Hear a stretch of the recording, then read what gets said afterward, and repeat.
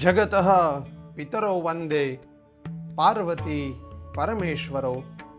ओम नमः शिवाय। हरिओम। आज हम जानेंगे श्रावण मास के बारे में। श्रावण मास यानी भक्ति का मास, पुण्य बढ़ाने का मास। वैसे तो चातुर्मास पुण्य इकट्ठा करने के मास है, उसमें भी विशेषतः श्रावण मास का महत्व अधिक है, क्योंकि श्रावण मास देवों के देव महादेव को प्रसन्न करने का मास है। महादेव का एक नाम है भोलेनाथ, हम जानते हैं। भोले बाबा इतने भोले हैं, भक्त कोई भी भाव से, श्रद्धा भाव से करे या बिना श्रद्धा से कुछ भी चढ़ाए, फल फूल जल कुछ भी चढ़ाए, लेकिन हमारे महादेव बड़े प्रसन्न होते हैं। वो एक कथा तो आप सबने सुनी होगी। एक चोर शिव के मंदिर में जाता है, भोलेनाथ के मंदिर में तो कुछ रहता नहीं है। उसकी नजर पड़ी एक जलाधारी के ऊपर, वो रजत की थी यानी चांदी की थी। उसका हाथ से वो लेने के लिए उसने प्रयास किया, वो पहुंच नहीं पाया। उसने क्या किया, वो शिवलिंग के ऊपर चढ़ गया और वहां उसी समय महादेव प्रसन्न हुए और बोले, हे भक्त तुझे क्या चाहिए? तो चोर बोला, प्रभु मैं तो यहाँ चोरी की कामना से आया था, चोरी की भावना से आया था, फिर भी आप हमारे ऊपर प्रसन्न हुए। तब भोलेनाथ ने कहा, कोई मेरे ऊपर जल चढ़ाते हैं, कोई दूध चढ़ाते हैं, लेकिन तू तो स्वयं ही मेरे ऊपर चढ़ा गया। वैसे महादेव है हमारे, ऐसे भोलेनाथ है। तो आज हम जानेंगे इस पवित्र श्रावण मास के अंदर रुद्राभिषेक के बारे में। रुद्राभिषेक से शिव जी कैसे प्रसन्न होते हैं, वैसी सब हम जानकारियां लेंगे। वैसे तो महादेव को प्रसन्न करने के बहुत सारे उपाय हैं, उसमें से भी जो उत्तम है, जो श्रेष्ठ है, वो है रुद्राभिषेक। तो क्या है रुद्राभिषेक, कैसे करते हैं, कौन कौन से द्रव्य से अभिषेक करने से क्या क्या फल की प्राप्ति होती है, उसके बारे में हम पूरी जानकारी लेंगे। ये वीडियो आप अंत तक देखना ताकि आप सभी को मालूम हो क्या है रुद्राभिषेक, कैसे करते हैं। तो आइए हम जानते हैं रुद्राभिषेक के बारे में। शिव जी का एक नाम है रुद्र। रुद्र रूपेभ्यो नमः, रुद्राय नमः। वैसे अलग अलग नामों से हम जानते हैं। ऋतं दुखम द्रावयति नाशयति इति रुद्रः, यानी जो अपने भक्तों के दुखों को, कष्टों को, सभी को नष्ट करते हैं, उसे ही रुद्र कहते हैं। और शिव आराधना का सर्वश्रेष्ठ उपाय वो रुद्राभिषेक है। और श्रावण मास के अंदर किसी भी दिन किया हुआ अभिषेक कल्याणकारी और शीघ्र फल प्रदान करने वाला होता है। तो रुद्री पाठ, पाठात्मक, अभिषेकात्मक और होमात्मक, ऐसे अलग अलग प्रकार होते हैं। एक नाम है रुद्राष्टाध्यायी, यानी 8 अध्यायों वाली जो रुद्री है, उसे पूरा सड़ंग पाठ करने से पूरा रुद्री बोलते हैं, 1 से 8 अध्याय तक पाठ करने से। और उसके साथ जो 5वां अध्याय है, जिसे रुद्र सूक्त कहते हैं, यानी रुद्र सूक्त शिव जी का हृदय है, उसका 11 बार पाठ करने से 1 से 4 अध्याय तक सीधा पाठ होगा, 5वें अध्याय का 11 बार पाठ होगा, 6, 7, 8 अध्याय का 1 बार पाठ होगा। ये पूरे क्रम को रुद्राभिषेक कहते हैं। उसमें भी बहुत प्रकार है। नमक चमक के साथ भी आप रुद्राभिषेक कर सकते हो। नमक यानी 5वें अध्याय के अंदर नमो नमो नमो ऐसे आता है। नमो गणेभ्यो व्रातेभ्यो व्रातपतिभ्यश्चवो नमो नमो, ऐसे ऐसे मंत्र आते हैं। और चमक यानी चमे, व्रीहयश्चमे, जवाश्चमे, माखाश्चमे, ऐसे ऐसे आते हैं, उसको चमक बोलते हैं। ये दोनों को मिलाकर जब पूरा पाठ होता है उसे रुद्राभिषेक कहते हैं।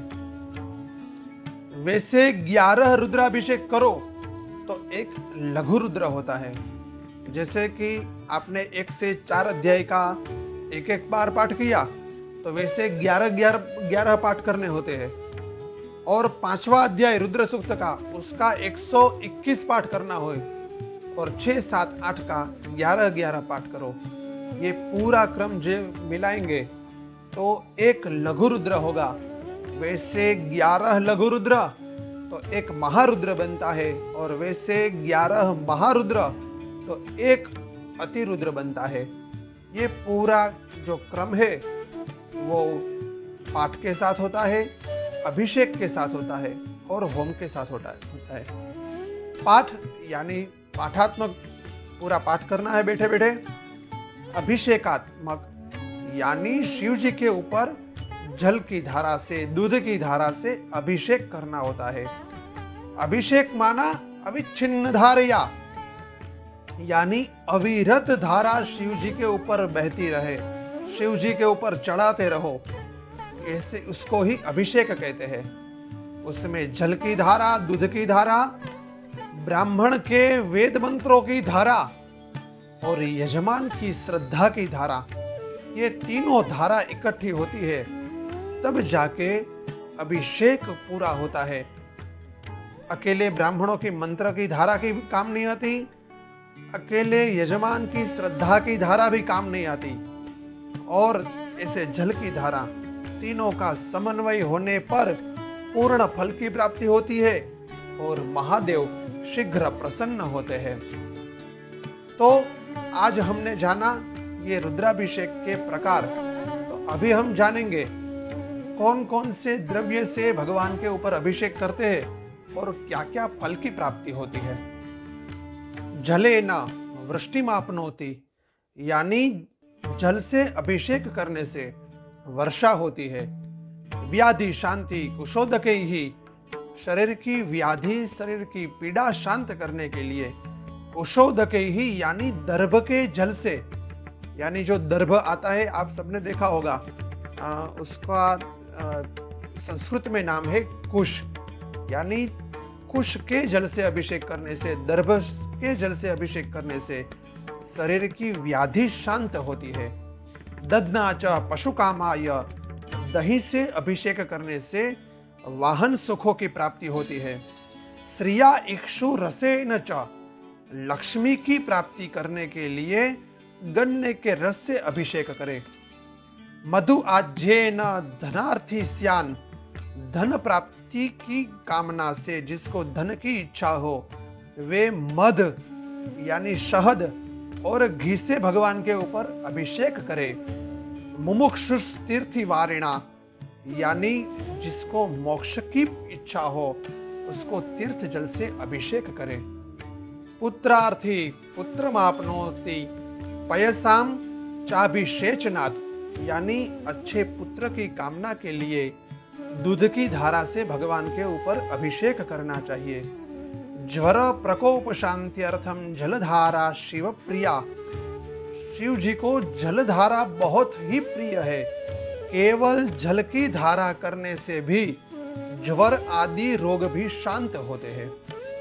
घृतधारा शिवे कार्या, यावन मंत्र सहस्रकम तदा वंशस्य विस्तारो जायते नात्र संशयः, यानी घृतधारा शिवे कार्या, शिव जी के ऊपर घी की धारा करने से यावन मंत्र सहस्रकम, और भगवान के जो 1000 नाम है उसके साथ ये दोनों प्रयोग किया जाए, तदा वंशस्य विस्तारो, उसके वंश की पूरा विस्तार होता है, उसके अंदर कोई भी शंका नहीं है। प्रमेह रोग शांत्यर्थम प्राप्नुयान मानसेप्सितम केवलम दुग्धधारा च तदा कार्य विशेषतः, दूध की धारा करने के साथ साथ प्रमेह आदि रोग भी शांत होते हैं। शर्करा मिश्रिता तत्र यदा बुद्धिर जड़ा भवेत, इसकी जड़ बुद्धि हो उससे केवल दूध के अंदर शर्करा डालकर अभिषेक करने से भी जड़ बुद्धि वाले भी विद्वान होते हैं। ऐसा इतना भगवान शिव जी के अभिषेक की महत्व है, इतना ज्यादा महत्व बताया है। और शार्षपेणैव तेलेन शत्रुनाशो भवेदिह, सरसों के तेल से अभिषेक करने से शत्रु पराजित होते हैं। उतना ही नहीं, जीवनार्थी तू पयसा श्री का मिक्षुरसे नवे, आरोग्य के लिए, अच्छा आरोग्य की प्राप्ति के लिए भी गाय के दूध से अभिषेक करना चाहिए। ऐसे बहुत सारे अलग अलग प्रकार से भगवान के ऊपर अभिषेक करने से शिव शीघ्र ही प्रसन्न होते हैं। अभिषेक के साथ साथ भगवान को बिल्व पत्र और धान्य भी बहुत ज्यादा प्रिय है। बिल्व पत्र यानी उसके अंदर कहा गया है बिल्वाष्टकम में, त्रिदलम त्रिगुणाकारम त्रिनेत्रम च त्रयायुधम त्रिजन्म पाप संहारम एक बिल्वम शिवार्पणम, यानी तीन तीन जन्मों का पाप जो हरते हैं, जिसका संहार करते हैं केवल एक बेलपत्र चढ़ाने से। इतना ज्यादा महत्व है। ये तो मैंने आपको एक ही श्लोक सुनाया, ये तो पूरे 8 श्लोक है। उसको बोलते हैं अष्टकम, बिल्वाष्टकम। उसका पाठ करना, उसके अंदर पूरा है बिल्ली पत्र का महत्व। एक बिल्वम शिवार्पणम, और उसके साथ साथ शिव मुष्टि धान्य से भी भगवान की पूजा होती है, यानी मुष्टि के द्वारा शिव जी के ऊपर धान्य चढ़ाया जाता है। विशेषतः 4 सोमवार के 4 अलग अलग धान्य है, उससे भी आप भगवान को चढ़ा सकते हैं, भगवान के ऊपर धान्य पूजा भी कर सकते हो। पहले सोमवार के अंदर चावल, दूसरे सोमवार के अंदर तिल, तीसरे सोमवार के अंदर मूंग और चौथे सोमवार के अंदर जौ। इस प्रकार आप अलग अलग धान्य से भी भगवान की पूजा कर सकते हो। और भगवान को धतूरा, भांग, भस्म आदि अलग अलग द्रव्य से भी आप भगवान की पूजा कर सकते हो। तो आज आप सबने जाना रुद्र के बारे में, रुद्राभिषेक के बारे में, लघु रुद्र के बारे में, कौन कौन से द्रव्य से क्या क्या फल की प्राप्ति होती है, ये सब आपने जाना। बस आज इतना ही। आगे आपको कुछ भी इसके बारे में विशेष जानना हो तो आप मुझे पर्सनल मैसेज भी कर सकते हो या कमेंट भी कर सकते हो, ताकि मेरे ज्ञान के अनुसार आप सभी के मन का समाधान करूंगा। अस्तु, हरिओम, ओम नमः शिवाय।